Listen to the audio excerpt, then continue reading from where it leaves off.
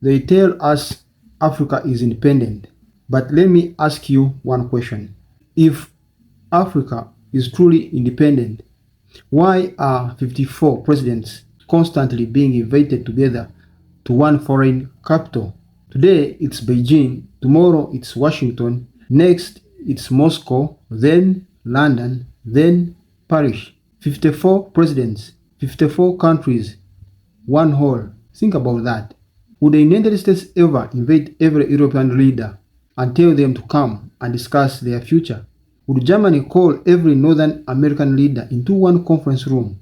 Would India gather the entire European Union to decide the direction of Europe? No. So why does it keep happening to Africa?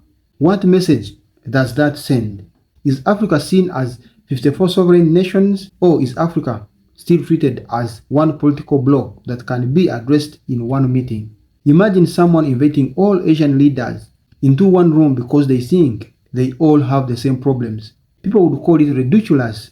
Yet when it happens to Africa, we celebrate, we take pictures, we applaud, we thank them for inviting us. But have we ever stopped to ask ourselves why? Why don't African countries set the agenda more often? Why aren't global powers competing to attend investment summits hosted by African nations on African terms? Why does Africa spend so much time waiting to be invited instead of being the one doing the inviting? This is not about hating China. It is not about hating America. It's not about hating Russia, Europe, or anyone else. Every country is pursuing its own national interest, and that is exactly what countries are supposed to do. The real question is, who is pursuing Africa's interests with the same determination? No one will build Africa before Africans decide to build Africa. No one will value Africa more than Africans value Africa. If we keep celebrating every invitation instead of asking what deal serves our people, then we have confused diplomacy with dependence. Real independence is not just having a flag. It is having the confidence to defend your own priorities, negotiate from a position of strength, and say no when a deal is not good enough.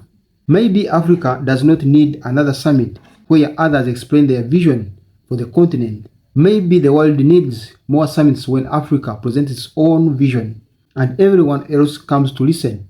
So let me ask you one final question. When you see all 54 African leaders flying to another foreign summit, what do you see? Respect? Partnership? Or a reminder that political independence is not always the same as strategic independence? Tell me in the comments, because this conversation is long overdue.